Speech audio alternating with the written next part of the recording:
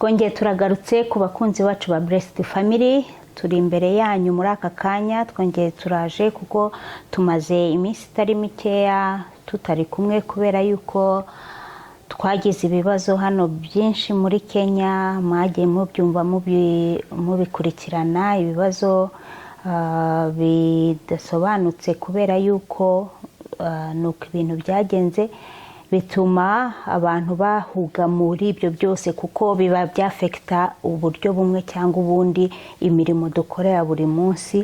Ariko mu by'ukuri Imana yaraturinze, ibyabayeho byose Imana yaraturinze, tukaba twongeye kugaruka imbere yanyu kuko twabonye agahenge. Rero nkuko bisanzwe muri kumwe na Betty Emmanuel. Imana yo mu ijuru iguha umugisha kongera kuza kugira ngo tubane n'abakunzi bacu.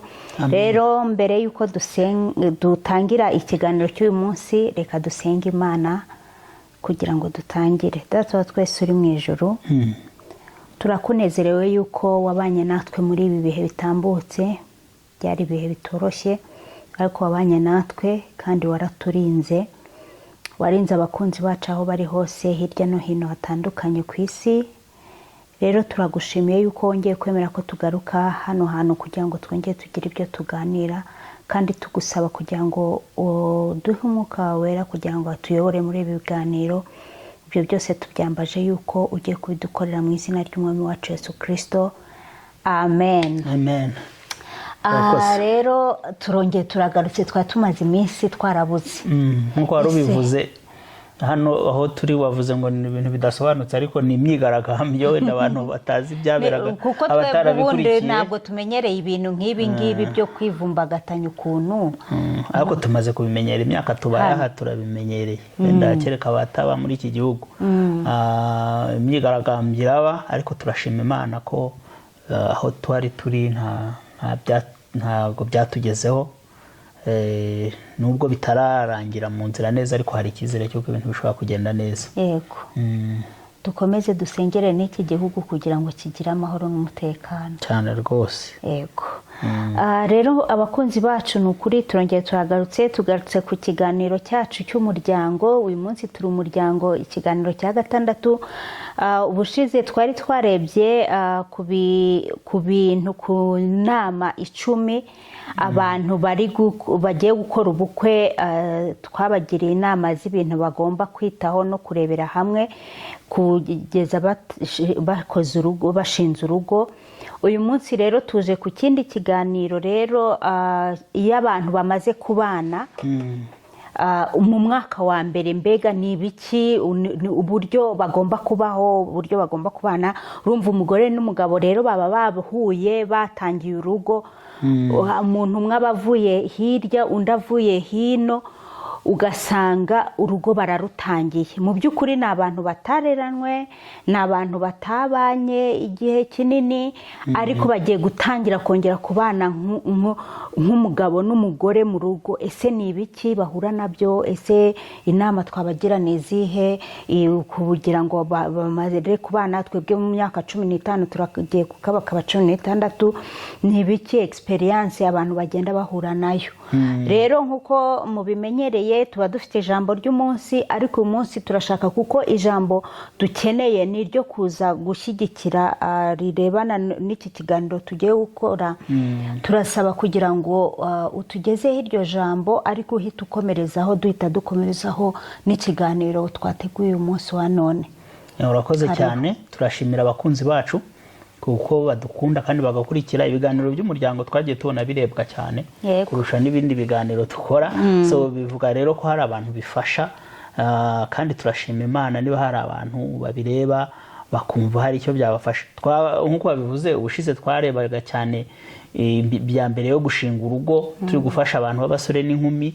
Ariko mu byo twavugaga n'abantu bakuru tukavuga ati babikuramo amasomo, abategura abageni n'ibindi bashobora kubonamo ibintu bakwifashisha. Cyane cyane ko tuvuga ko twebwe turi mu ruhare rwo kwerekana n'iki ijambo ry'Imana ridufasha mu buryo bwo kugira umuryango mwiza. Rero nkuko wari ubivuze, iki ni ikiganiro cy'umuryango, ariko twavuze ngo ijambo ry'umunsi noneho turarikombina n'ikiganiro. Kadusome rero twihuse muri Matayo 7:24. Nuko umuntu wese wumva ayo magambo yanjye akayakomeza, azaba nk'umunyabwenge wubatse inzu ye ku rutare. Imvura iragwa, imivu iratemba, umuyaga urahuha, byose byikubita kuri iyo nzu ntiyagwa, kuko yari ishinzwe ku rutare. Kandi umuntu wese wumva aya magambo yanjye ntayakomeze, azaba ari nk'umupfapfa wubatse inzu yo ku musenyi. Imvura iragwa, imivu iratemba, umuyaga urahuha, byose byikubita kuri iyo nzu iragwa, kandi kugwa kwayo kwabaye kunini. Imana yacu itugirire neza. Amen. Uyu munsi nifuje ko iri jambo ry'umunsi turisangira, ariko akaba ari n'ijambo riza kudufasha no muri iki kiganiro tugiye gukora. Ikiganiro nk'uko twabivuze ni inama dushaka kugira abantu bashinze urugo vuba, kuko tumaze iminsi tureba ibiganiro, tugera noneho ku kiganiro cya 4 cyo gutegura abantu gushinga urugo, ndetse n'ibindi bijyanye n'imihango itegura icyo gikorwa. Icyo nicyo kiganiro twaganiriye ubushize. Uyu munsi rero turavuga abantu bamaze kugera mu rugo ni gute twabafasha, kuko turabizi turi mu gihe cyo gushyingirwa. Hari abantu benshi bari gushyingirwa muri uku kwa 6, kwa 7, kwa 8, ariko ibiganiro dukora hano byanafasha n'abandi, kuko noneho tugeze mu rugo ibyafasha abangaba. Hari ibyo dushobora kuza kuvugaho inama ugasanga wenda nubwo umaze igihe wubatse, ariko nawe izo nama hari ibyo wakuvugurura ugendeye kuri izi nama turi guha aba bantu wakagombye kuba warakoze mbere wenda utakoze. Yego. Aya magambo rero dusomye ni amagambo Yesu ubwe yivugiye.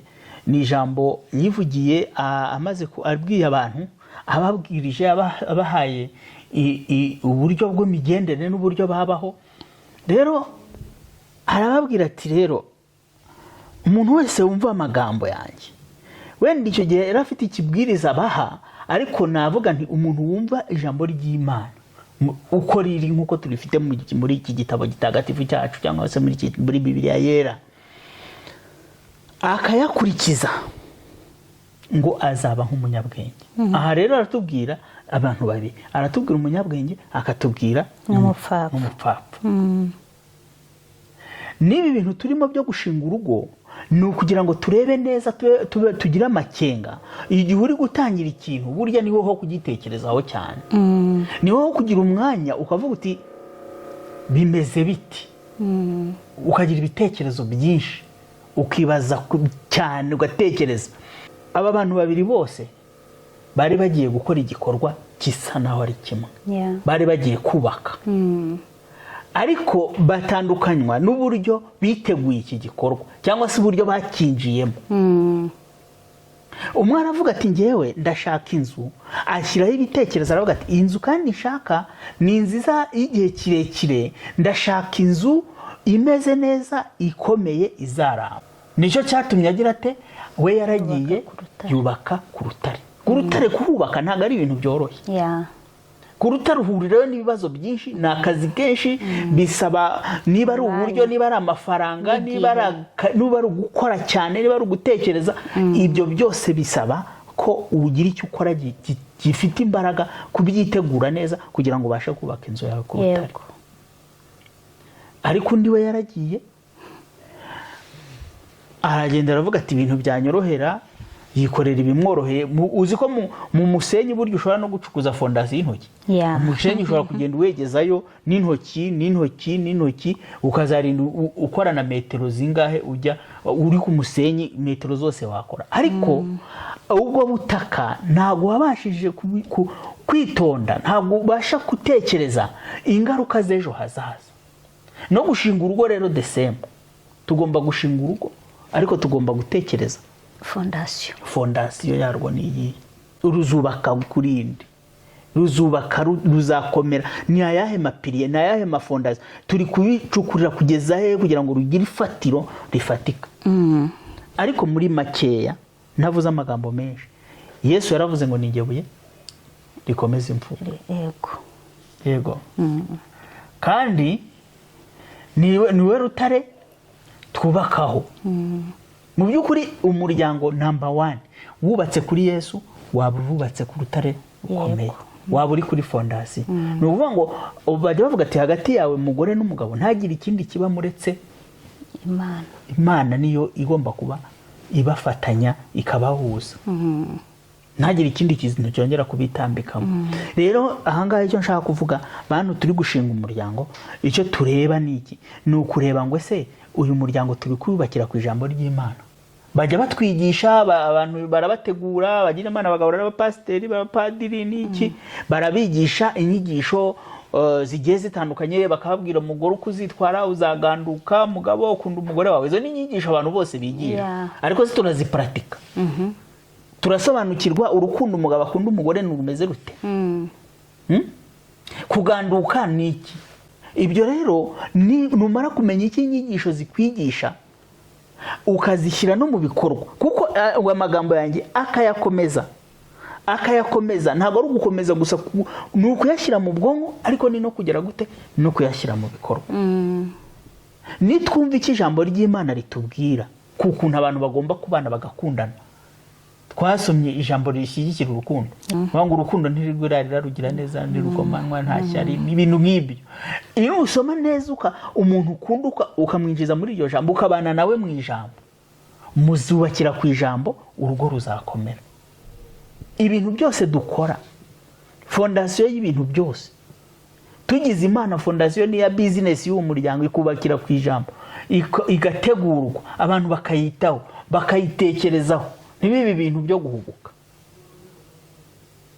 Fondasiyo ikaba fondasiyo. Kuko iyo utabaye umunyabwenge, ubikora nk'uko abandi bose babikoze. Ukambara agatimba, ukambara ivara, ugashaka kurangiza uwo muhango nyine ukawurangiza. Ariko iyo utatekereza, iyo muticaye tese uyu muryango turawuha ibihe fatiro,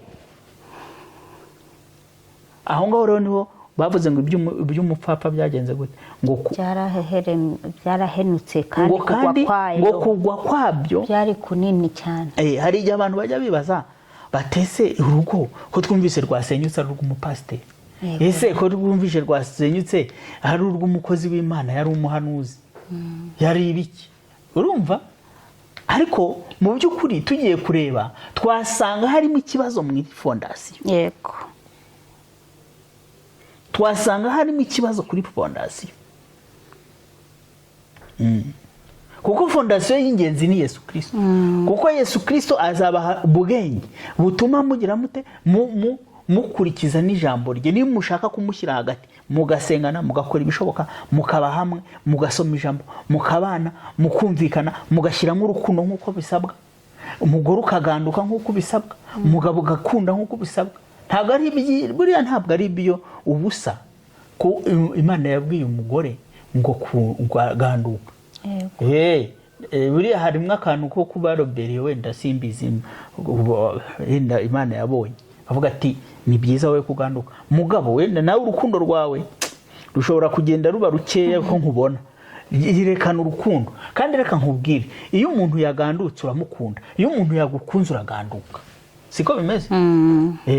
Kuko ntabwo wambwira ngo umuntu azakugandukira gute se utamukunda, azagukunda gute se utaganduka. Ni ibintu tugomba kureba. Ibyo byose rero reka tugire gute, nitubizane bibe fondasiyo. Iyo fondasiyo tuyibanze tuyubake urwo rukundo, twubakire kuri Kristo, nako azana urukundo muri twe. Urukundo atari urwo kuvuga ngo sheri ishusho gusa, oya, urwa rukundo dusoma mu ijambo ry'Imana, twihanganira byose. Amen. Rube ari rwo ruba fondasiyo. Yego. Icyo rero nicyo narindi gushaka kuvuga. Twubake nk'abanyabwenge, urugo turujyane mu bwenge, turwubake ku rutare. None nitwubaka ku rutare, ibindi byose imiyaga izaza. Ni ukuvuga ngo ntabwo imiyaga izabura mu rugo, ntabwo hazaburaho utuntu tubatera, ababatera, abo Satani azabateza, bashaka kubacamo kabiri, bacamo urukundo rwanyu, bakashaka kubatandukanya abandi. Ariko iyo mwamenye ubwenge, mukubaka ku rutare, mugira ukuntu mumenya umuntu uje aba ashaka kubinjiriramo, muba mwamubonye kare. Komunikasiyo yanyu mwubatse, muba mwamaze kumenya uburyo mumuganira, muba mwamaze gusuzuma, mukavuga ati iki kintu nyamara kigiye kuba, iki kintu nicyo kuduteranya, kubera ko mufite ukuntu mwubatse ibintu byanyu, mufite ukuntu ibintu byanyu bihagaze. Yego. Amen. Amen. Reka rero tuba abanyabwenge, twubake ku rutare, n'ibindi dukora byose n'amaporoje twajyamo turebe niba twabanje gutegura, turebe ko twateguye, twasenze Imana, ariko twashatse n'ibindi byose bisabwa. Imana ni sawa, ariko ni bya bindi bizashyigikira urugo, reka nabyo tugomba kubitegura. Amafaranga nayo ntituyibagirwe, kuko mugomba gutegura n'uburyo muzabana. Tugiye kwinjira mu nama, tugende tureba dushyigikirira ijambo, turebe uko tugenda turishyigikira mu nama tugiye kugenda tubwira abantu. Imana yacu tugirire neza. Amen. Murakoze cyane. Ibi bintu birakomeye, kubaka ku rutare no kubaka ku mucanga ni ibintu bishobora gukora ahantu henshi cyane. Urabona mu bintu byo gushinga urugo, umuntu ashobora gutekereza ati ngewe rero reka nishakire umugabo uko nibone, akapfa gushaka umugabo akavuga ati icyo nshaka no guhindura status kubera yuko nshaka umugabo nibishake bizasenyuke birangiye. Urumva uwo already yanagambiriye kubaka ku mucanga, ku musenyi, kuko ari kuvuga ati reka mpindure status, uwo nguwo yubatse ku musenyi wanabigambiriye. Hari wa wundi rero we ubaka no ku musenyi atanabigambiriye, akagera mu rugo ariko kubera yuko batabashe ku planinga ngo barebe ibintu ngenderaho bapange bagire gute, ugasanga yubatse ashaka kubaka ariko kubera yuko batabipanze, ugasanga bose bageze muri rwa rugo bubatse ku musenyi. Uzi ko muri iyi minsi ingo zisigaye zisenyuka zitamaze, ugasanga abantu bamaze amezi 8, bamaze 5, bamaze umwaka, ugasanga urugo rwasenyutse. Ubu ni babandi baba bubatse ku musenyi, kubera yuko urwo rugo nta hantu rwajya kandi rutarabonye ifatiro, fondasiyo nyayo nyirizina. Ibi bintu rero aba ari ingenzi kugira ngo abantu bajye babyumva, babiganireho. Abana b'iki gihe basigaye bahura bakavuga ngo reka dushinge urugo. Gushinga urugo ntabwo ari ibintu byo kuvuga ngo ni imikino, ahubwo biba bisaba kugira ngo bigire fondasiyo, iriya fondasiyo ikomeye ariyo Yesu Kristo. Fondasiyo y'amabuye, fondasiyo ikomeye, amasima n'amabuye bitwara amafaranga, bitwara abakozi, bitwara ibiki. Ibyo bintu byose nibyo byo kureba kugira ngo muzagire urugo rwiza, urugo ruzamara imyaka n'imyaniko, kugira ngo urugo rwanyu rukomere, nyine rugira imizi ikomeye. Imana iduha umugisha,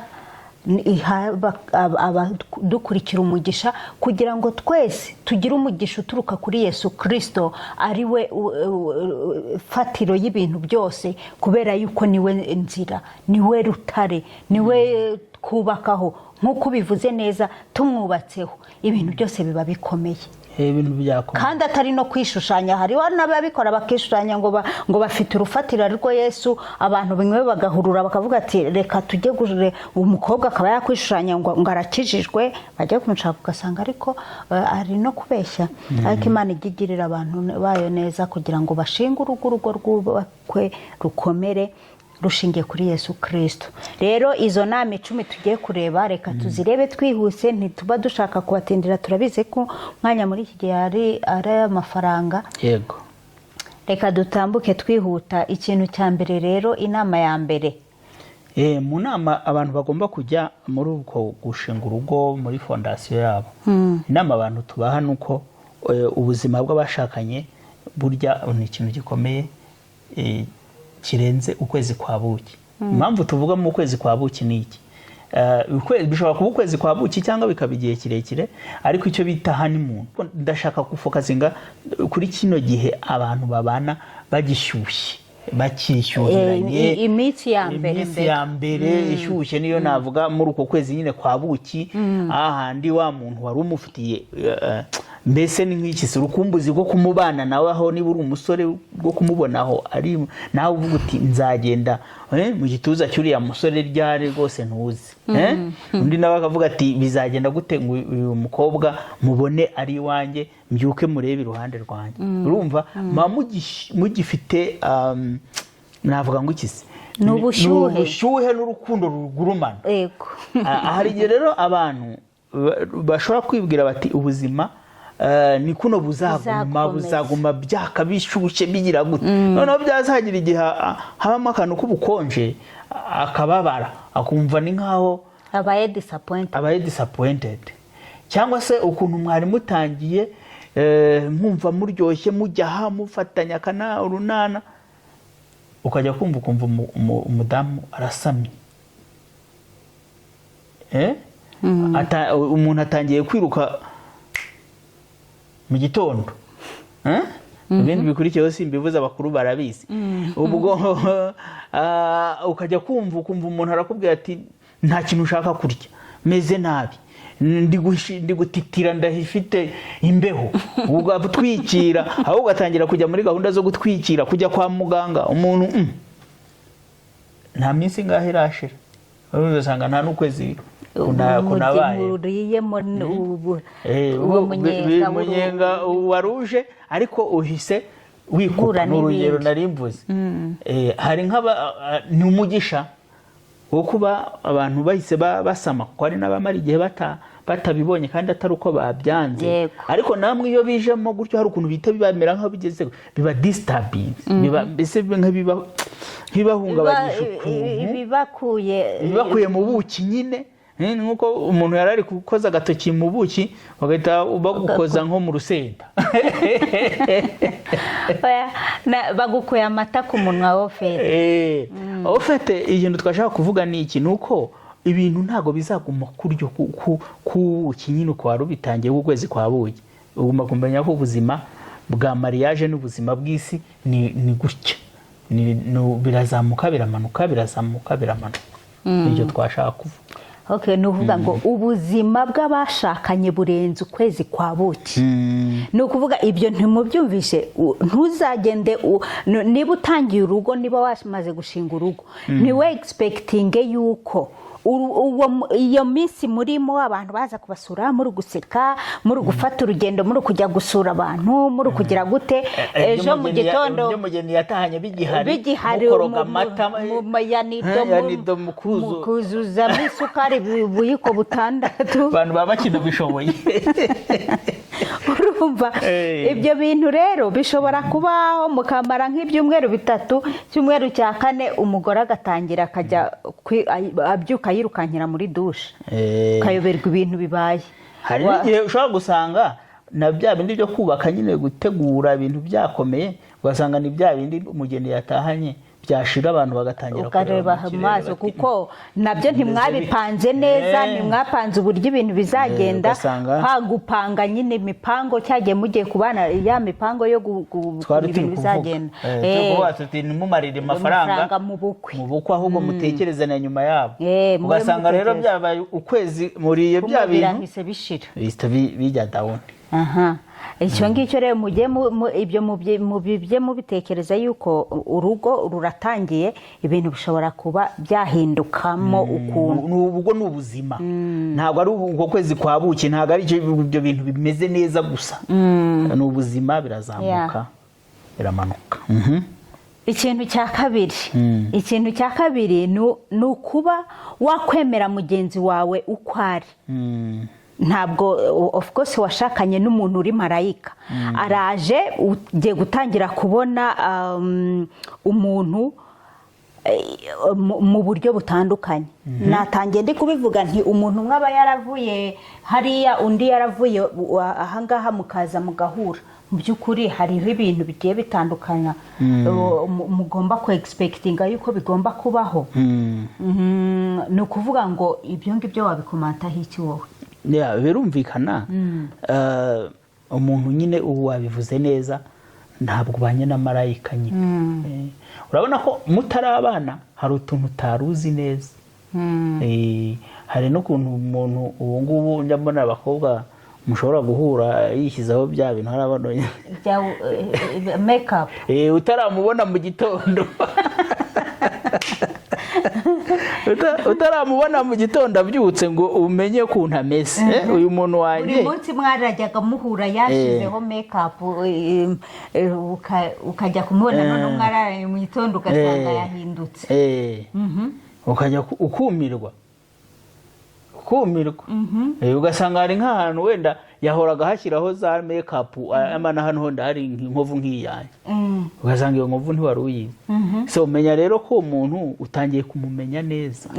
Ibyo ni urwenya nanishyizemo, ariko icyo nshaka kuvuga ni iki, hari utugeso abantu burya hari utugeso umuntu aba afite usanze anyara nko ku buriri wahita umwanga ugati subira iwanyu urugero kuko ari byo mugiye kubana byagenda bite ni urugero uwo muntu ntabwo ari marayika mu ngeso mu mico ashobora afite utuntu turi aho ariko ni byiza yuko umuntu wawe umumenya kandi ibintu bimwe ukagenda ugira ute uvuga uti iki ngiki nta kundi nzakihanganira kandi nawe nturi miseke igoroye kuko nawe hari ibyo ku rundi ruhande agomba hari utuntu buri umwe wese aba yiga undi n'undi yiga undi igikurikiyeho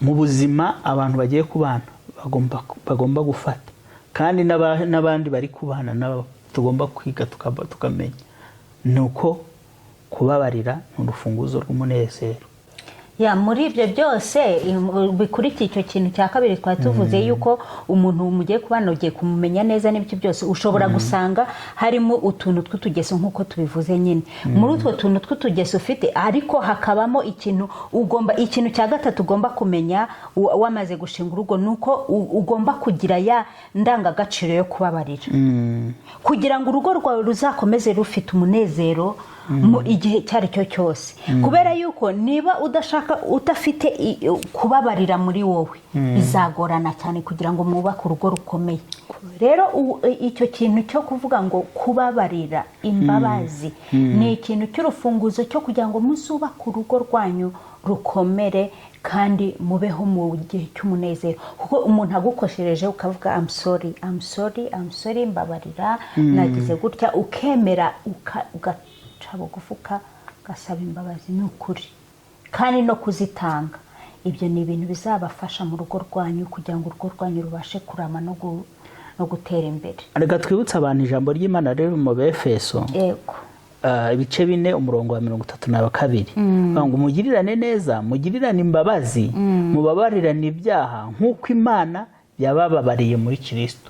Ngo natwe twarababariwe Imana yaratubabariye na mugenzi wawe rero mubana nagukosereza ibi twanabikora no kuba Kristo tubana ariko none bibaze ku muntu mubana wa wundi mubana muvuga ngo twiyemeje kubana by'iziraherezo iyi ni fondasiyo iri buye ryitwa kubabarira rigomba kuza rikajya muri fondasiyo uri kumva rikabamo tukaryubakiraho kuko ni ibuye rikomeye mugenzi wawe nagira ikintu akora noneho Abefeso ibice 4 25 kugera kuri 27 nuko mwiyambure ibinyoma umuntu wese avugane ukuri na mugenzi we kuko turi ingingo za bagenzi bacu nimurakara ntimugakore icyaha izuba ntirikarenge mukirakaye uri kumva ibintu byo kumanaginga uyu mujinya n'uburakari ni horero kubabarira ntabwo twakagombye kurenga izuba ijambo ry'Imana ryo rivuga izuba ntirirenge mutaragera mugifite umujinya no kuvuga ngo mugomba gushyiraho ibuye ryo kubabarira no kuganira kuri ibyo bintu bishobora kugira gute kubatandukanya yego nibyo rwose kandi umuntu ukunda kumubabarira ntago bikugora kuko uba ushaka ko wa munezero wanyu ugaruka uhoraho kuko Satani tuvuga ngo yaje kwica kwiba no kurimbura mu byo yica anabiba umunezero wanyu nk'abashakanye nibo abantu baba batabana banezerewe ngo bumve umunezero urwo rugo rurabiha rwose ni rwa rundi umuntu abanza kwicira mu kabari kugira ngo azarugemo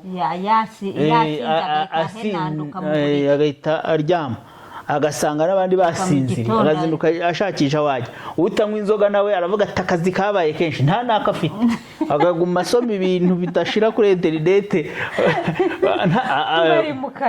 bari mu kazi karihe ahubwo umuntu arashaka kutahagera kare ariko urugo ruryoshye mwabantu umuntu umwe aba ari mu kazi hariya undi ari ku kazi hariya si mwebwe murota amasaha agize gute arangira kugira muze muhure mujye mwiriwe muruvugano ku munsi wagenze byagenze gute bimeze gute n'ibiki byose mubonye akanya ko kongera guhura kujya muganire utuntu n'utundi uzi uko abantu babana bafite umunezero mu rugo babaho bameze nk'abana ugasanga bari gusharinga utuntu n'utundi niba ushaka kugira umunezero mu rugo rwawe mwene data wewe washinze urugo vuba ndetse n'abandi bafite urugo rwabo niba mushaka gukomeza umunezero mugire kubabarira muri mwebwe kandi urugo rwanyu murufate nkaho ari n'urwanyu nyine mugomba kurushyigikira mugomba kurumenya yuko mugomba kurugiriramo umunezero udasanzwe Imana yo mu ijuru umugisha n'ukuri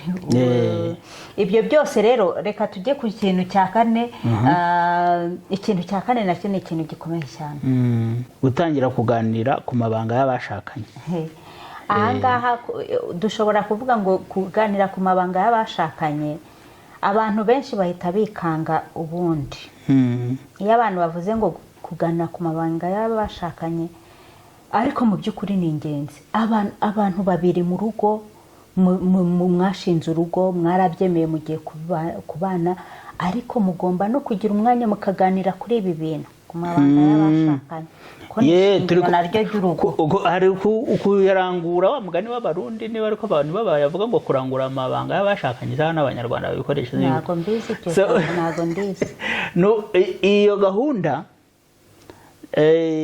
igomba no kuganirwaho kubera yuko ni ikintu cy'ingenzi nayo ni agafondasiyo karaho ntabwo nubwo ari agafondasiyo ni ikibuye kinini cyane muri fondasiyo urebye nabi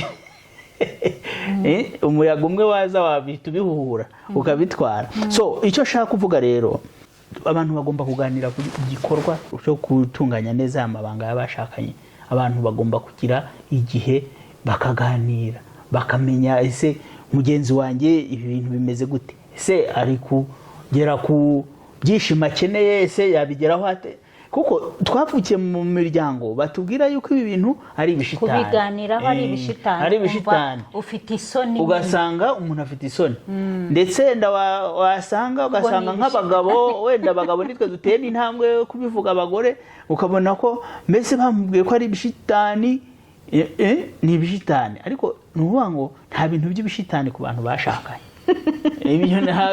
ubushitani buba bwaravuye n'ibindi byose wenda abazajya kubiganira batarashakana biracyababereye ibishitani ariko icyo giterime nacyo ni kibi bagenzi ariko iyo umuntu yamaze kwinjira mu mabanga y'urugo ni ukuvuga ngo iyo wahawe umugisha uwabashingiye akavuga ati dore ubaye umugore wa kanaka nta bishitani baba bigihari ni ibintu mugomba gukora mukanabiganiraho kugira ngo igikorwa nacyo kibashe kugenda neza si byose kuko mutaganiriye hari igihe umuntu utamenye uko byagenze n'undi nawe ntamenye uko byagenze cyangwa se akaba yakwibeshya ko ibintu biri kugenda neza kandi wari muri shimwe ugasanga nabyo ntacyo bimaze so rero turababwira ngo abantu bajye bagira gute baganire bagire ikintu babishyire mu biganiro byabo bya buri gihe n'ubundi kubivugaho nkabona ushaka ko tubivaho reka gihe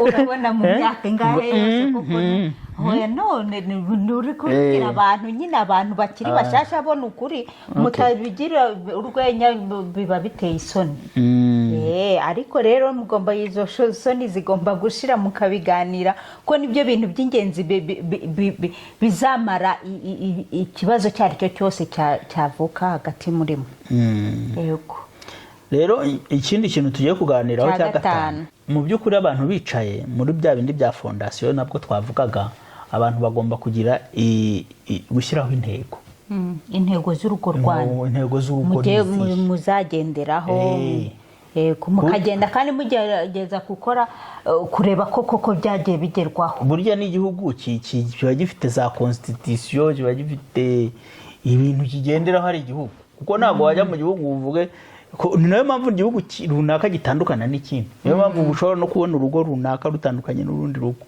kubera iki? Kubera hari abantu basetinga intego, ibintu byabo bagomba kugendera imirongo ngenderwaho. Mbese turashishikariza n'abantu tubana muri Blessed Family ko niba wowe utaranashyizeho n'intego no kuva watangira ushobora no kuba umaze imyaka 10 ariko nta n'igihe muricara muvuge muti se intego z'uru rugo nizizi, tubana mu buhebo turacakugera he? Urumva? Kuko ibintu byose burya bikorwa bisaba yuko abantu bagira ahantu bashaka kugera, noneho bikazanabafasha no kuvuga ati ese turi kugenda kuko iyo muyashyizeho intego mugashyiraho aho mushaka icyerekezo binatuma mwiyevariho ukamuvuga muti twakigezeho ntago turagera aho twashakaga kugera. rero kubera iki byagenze gutya, ariko ugenze gutyo buhumye ntumenye ibyapfuye n'ibyakize icyo muvuga. Ni nk'urugero nk'ubu ngubu tubaho urugero rw'ahantu abantu bashobora gushyira intego. Intego zishobora kuba izijyanye n'uburyo abantu bakoresha umutungo w'urugo.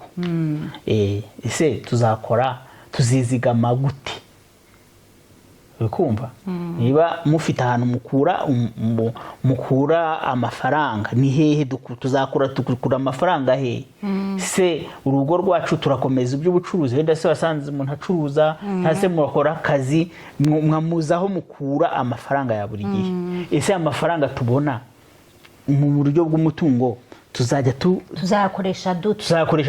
Tuzajya turya yose tuyamare? Turi gusevinga kugira ngo tuzagire investisoma runaka, nazo tuzagire ibintu tugeraho.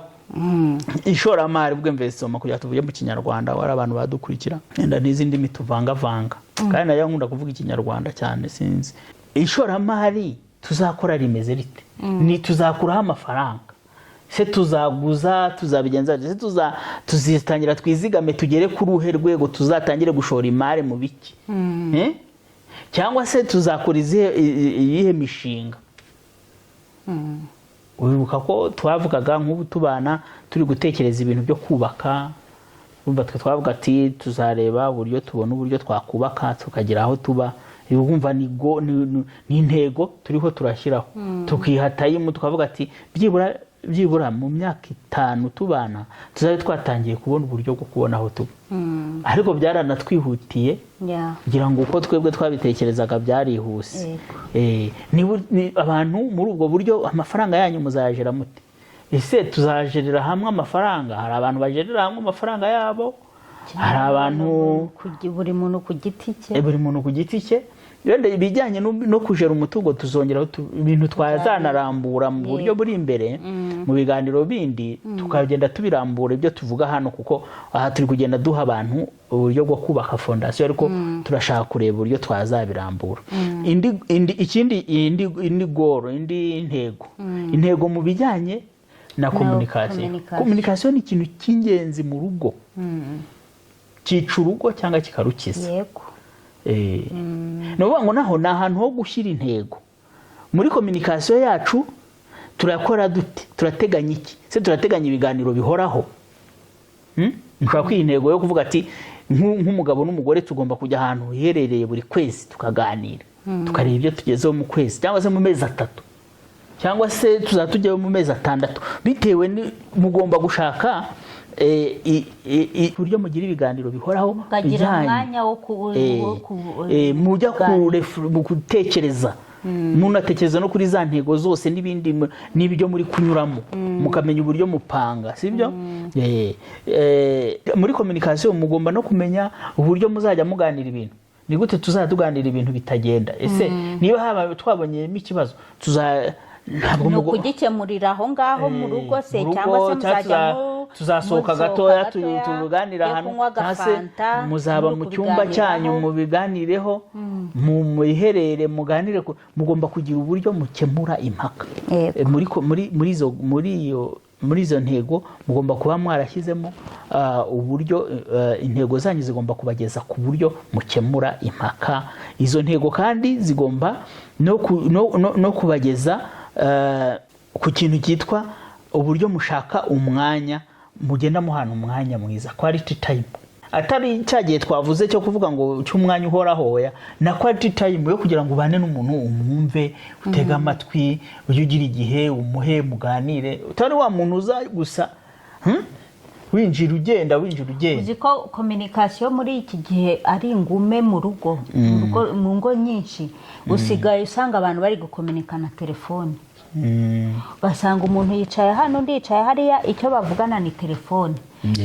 Uwo mwanya umara kuri telefone ukaba utawuha mugenzi wawe muvugane mugire icyo mugeraho n'ibiki byose, ahubwo ukigira muri telefone. Internet muri iki gihe yaciye ibintu, ugasanga abantu umwanya munini bawumaze kuri social media kurusha uko bahanana umwanya ngo baganire ku birebana n'urugo rwabo. Niba abantu bashobora kuvuga bati ditugera mu cyumba telefone zizimye, ntagire umuntu wongera kuba ari kuri telefone, wenda mushobora kumvira muziki hamwe n'ibiki, ariko biragoye kubona umuntu umwe ari muri Burundi nawe ari muri scrolling undi nawe agira gute.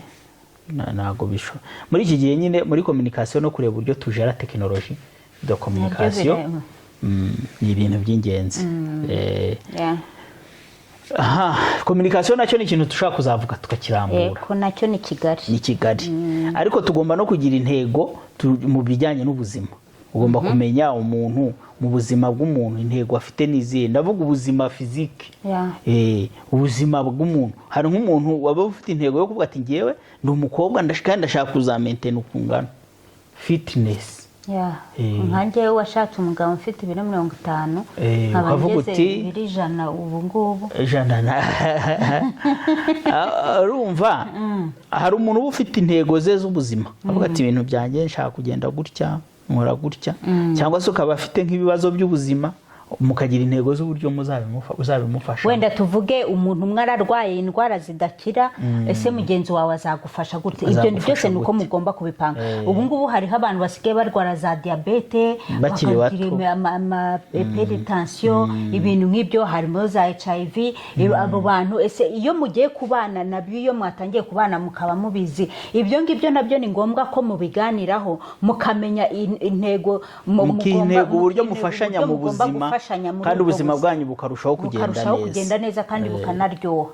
Urumva ibyo ni ibintu byose nabyo mugomba kujya mumenya, kuko nk'umuntu yarwaye za diabete, hari ibiryo aba agomba kurya mu rugo bimufasha, za regime. Ibyo rero mugomba kubivugaho mukabyumvikana, kuko ibyo ngibyo bizafasha. Wenda umuntu niba bavuze ati umuntu agomba kurya neza, ibintu bitunga umubiri neza, ibintu bifite intungamubiri, bizabasaba muri cost yo kuzatacinga handi kuri financial yanyu, ku mafaranga. Ni ukuvuga ngo ibyo byose mugomba kubipangira hamwe, mukamenya yuko kubera ko mufite iki kintu mu buzima bwanyu nacyo mugomba kwitaho, bigomba kubatwara ibi ABCD. Ibyo nabyo mugomba kubipanga kugira ngo nabyo bihe priority. Batwigisha nkavuga ati umudamu agomba kugira ngo abyare neza byibura munsi y'imyaka 35, munsi y'imyaka 40, wijya hejuru kubyara kumya. Hari igihe usanga abantu babishyira mu ntego, avuga ati mpamvu kugira ngo abantu bazabyara umuntu ageze ku myaka 50, 46, 50. Ibyo rero nabyo ni intego z'ubuzima zo kugira ngo abantu bazifate hakiri kare. Barebe icyo bagomba tuzabyara abana bangahe, tubabyare ingana gute, kugira ngo kugeza iki gihe tuzabe twararangije umudamu buzagende neza. Niba huye n'ikibazo cya cesarienne, ni ibintu abantu bagomba gupanga bakagenda babiganira. So hakaba rero noneho no kwiha intego ku bijyanye n'imibereho y'umwuka, spiritual goals. Kumenya intego z'umuryango wanyu. Ese umuryango wanyu muzakorera Imana hamwe? Ese niba mufite mwese mufite izihe mpano? Umuhamagaro wose mufite mugiye gukorera hamwe n'uwuhe? Ese hari umuhamagaro mushobora gukorera hamwe? Nk'ubu ngubu turakorera hamwe ibi bintu byo turakora biganiro kuri online, tumva ari umuhamagaro w'umuryango, tukakorera hamwe. Namwe mushobora kugira ibindi, mushobora gukora nibi nk'ibyo dukora, ko nta competition turimo, ahubwo twabashishikariza no kubikora. Abandi bashobora kuvuga ati twaririmba, hari abantu baririmbana tujya tubona kandi byiza, natwe twabikozeho. Urumva hari abantu bashobora kuvuga ati twese tuba abadiyakoni twinjire mu kidiyakoni dukorera Imana muri ubwo buryo. Hari abantu bashobora kuvuga bati ivugabutumwa tuzajya mu ivugabutumwa tuzashyiraho organisation ifasha abakene, dushaka ikintu cya compassion. Ahandi bakaba bavuga bati nk'umuryango njyewe mugabo ndumva nshaka kuba pasiteri, cyangwa se umudamu n'abadamu bashaka baba pasiteri, urumva urugero nk'urwo. Bakaba bavuga ati ndashaka gushinga itorero. Ibyo bintu ni ibintu byose byo kureba izo ntego z'umuryango. Kandi izi ntego ntabwo ari izo nimuzisitatinga mutangiye, n'abari mu ngo bagomba guhora bacekinga izi ntego. Ntabwo ari ukuvuga ko ari n'abatarazishyiraho bashobora kugenda bazishyiraho. Nk'ibiganiro burya ntabwo ari iby'abantu bashinze urugo gusa. Ibiganiro umwaka iyo utangiye ibiganiro abantu b'urugo bakora bagomba no kugenda bazireba n'izi ntego z'umuryango bakazitaho. Yego. Rero ibyo bintu turangije kuvuga byari biri muri rusange mu ntego urugo mugomba gushyiraho intego z'urugo mukazishyira. Ibyo bintu byari biri munsi bishamikiyeho ni ukubabwira communication, kureba ku buzima, kureba ku spiritual goals. Ibyo byose byaba biri mu ntego z'urugo abantu bashinze urugo batangiye kubana bagomba kujya bashyiraho bakabigenderamo. Ndetse nkuko arangije abivuga saba bashinze urugo gusa uyu munsi, ahubwo n'abandi bimeze biti. Hariho abantu babaho gutyo batagira uwo mwanya wo kuvuga ngo ibyo bintu nabo babyiteho. Nabo bashobora kubyumva bakavuga ati ntarirarenga.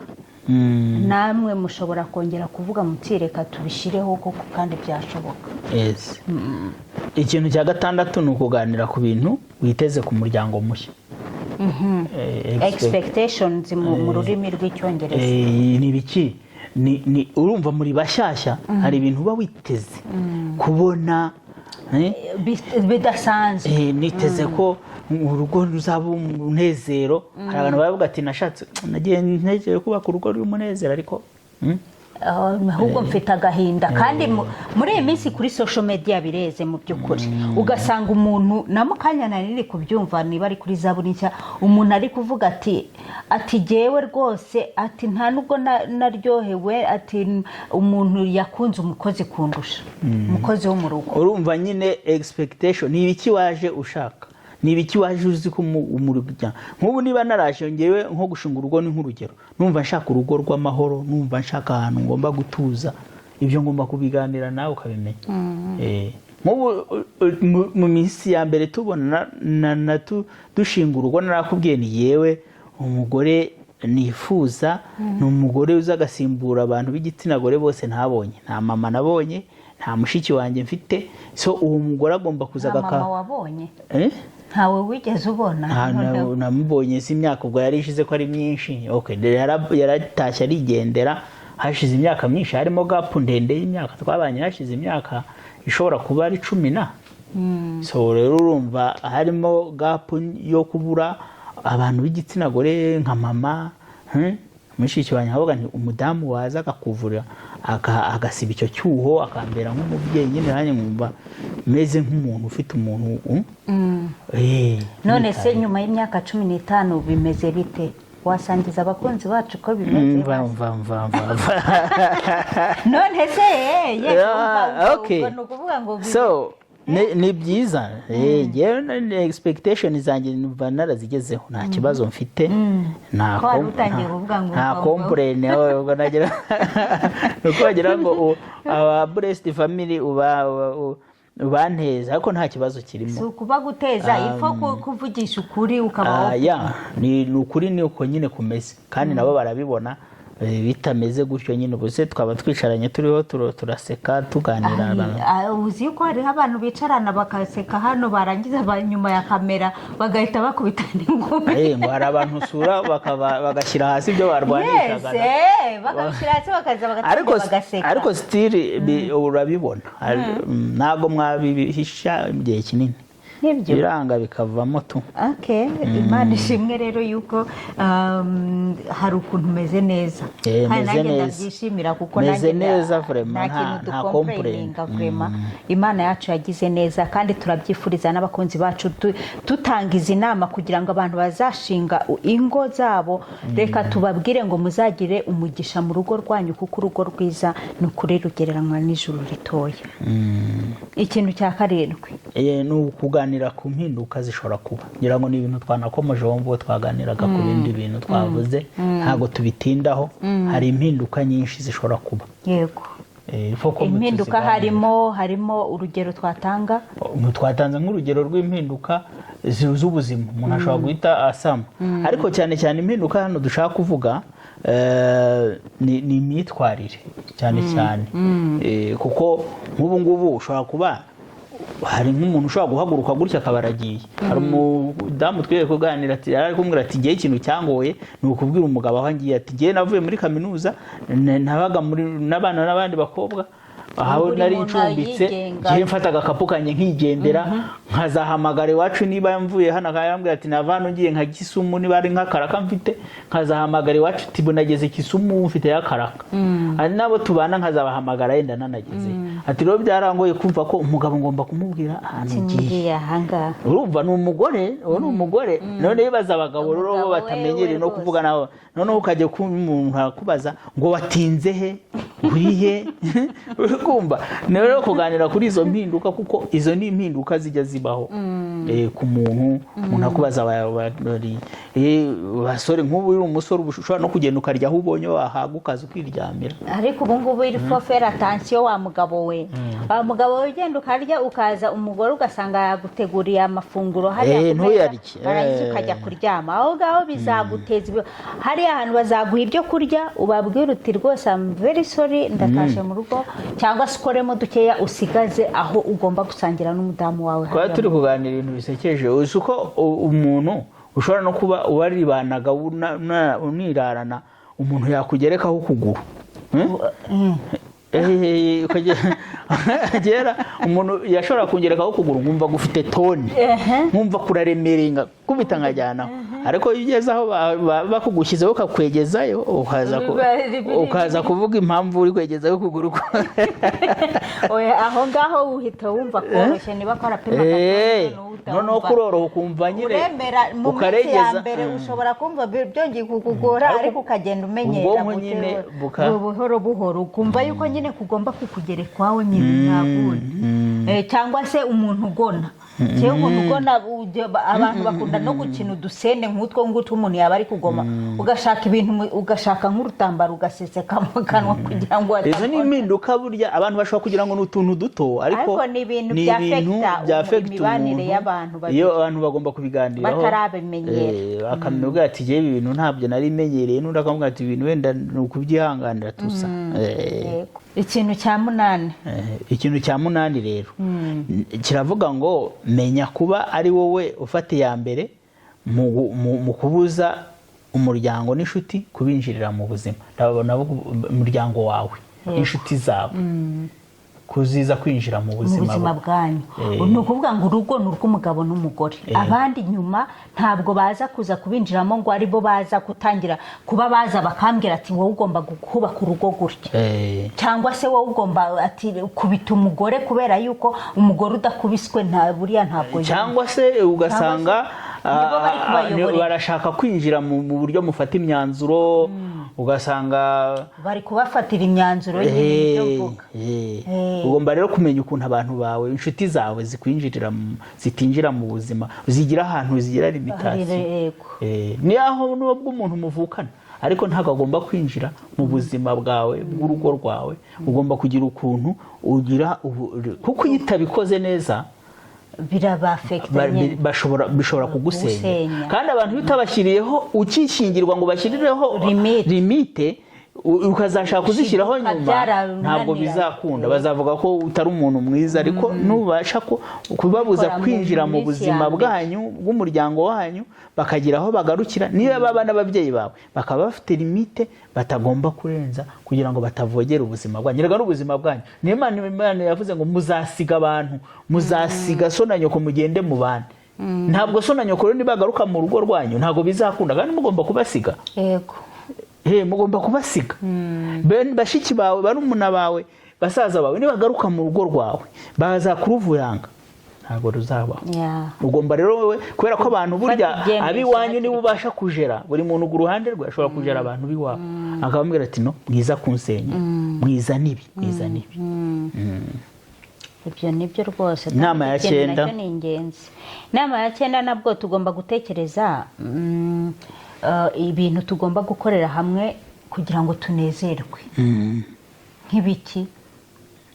Hari ibintu bizana umwanya w'ibyishimo ku bantu babana. Mugomba kubimenya.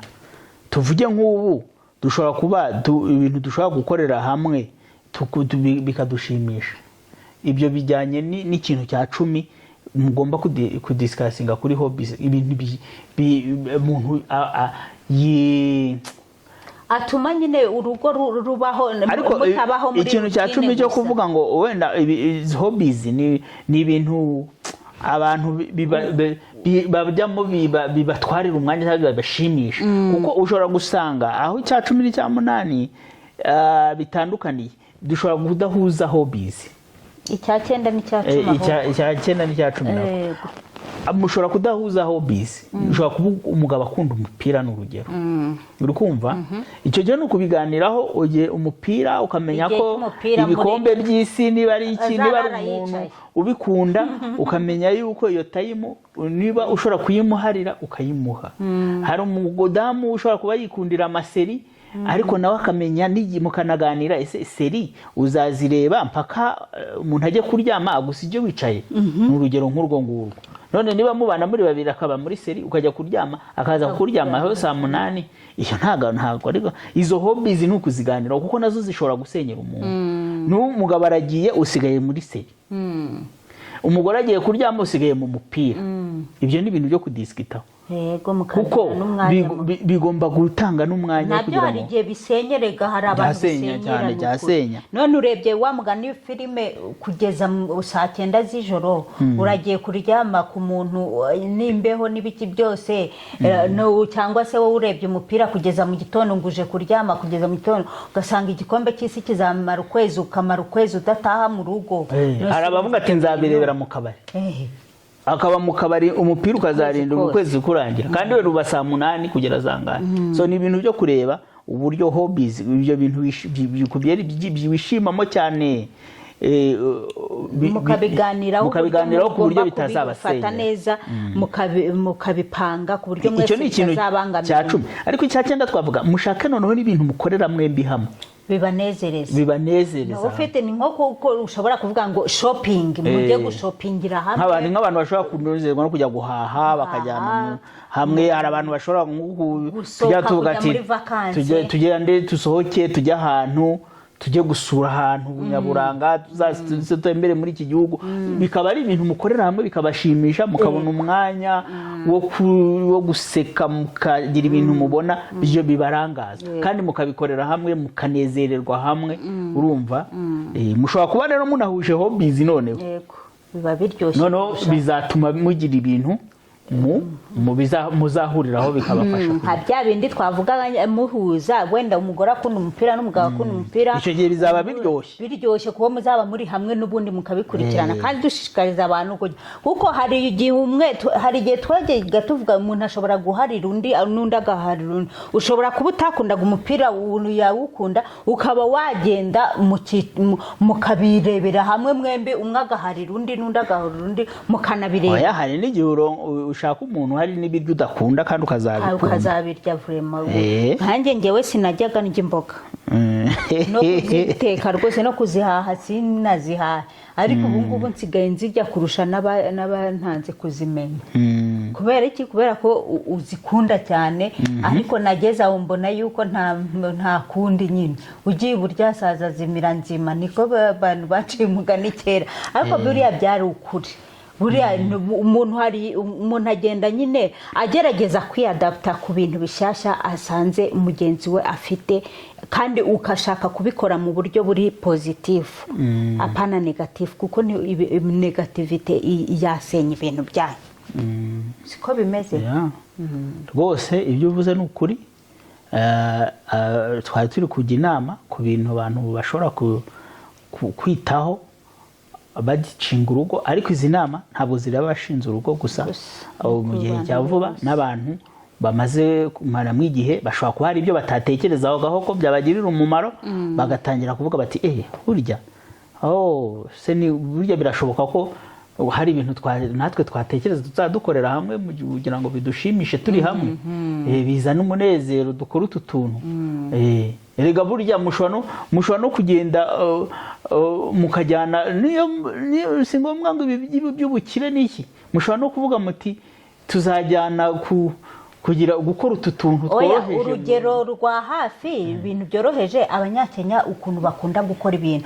Umunsi wa gatandatu n'umunsi wo ku cyumweru uba wasanga ahantu niba hari hagati gatwikiriye, hari ahantu bajya bakora nk'akajaride, ugasanga abantu bagiye baricara barambuye agatenge, umugore n'umugabo barahari n'abana babiri babo bicaye aho ngaho, bavuye mu rugo bapfunyitse utwo kurya twabo, bagiye bicaye aho bumvishe yuko bavuye muri rutine yo mu rugo, bakagenda bakicaraho bakamererwa neza. No muri Filipine bajya kubibona ko abantu bagenda bakavana utubiryo mu nzu bakajya nko kubirira ahantu bakihicara, just kugira ngo basohoke muri rutine, bagakorera bakajya ahantu bagasangira, abana bagakina ibintu bishyashya, ugasanga ibintu biraryoshye mu by'ukuri. Urugo ni ukujya mukaba flexible, mugakora ibintu bituma mbega mwumva yuko mutari mu bintu byatuma bibaboha gusa, ahubwo mukirekura mukabaho mwumva yuko nta kibazo, ibintu urugo rujya rumera neza cyane. Reka rero tugume tujya inama, nicyo tubereye hano, nicyo cano ibereyeho mu biganiro dukora, n'iki cy'umuryango twagihisemo kuko dukunda ko umuryango waba mwiza, dukunda kandi ko abantu baryoherwa, abantu batanga ubuhamya bwiza, kugira ngo abantu b'inyuma yacu nabo bagira ishyaka ryo kurema umuryango. Ndumva rero twahagarukira ahangaha dusabira imiryango cyane cyane mishya, kugira ngo Imana yacu igume yiteho, igume yirengere, iyihe ifatiro rikwiriye, ibuye rikomeza imfuruka ya Yesu Kristo, abe mu miryango ishinzwe vuba mu izina rya Yesu Kristo. Amen. Tuzasubira utaha. Bye bye. Shalom.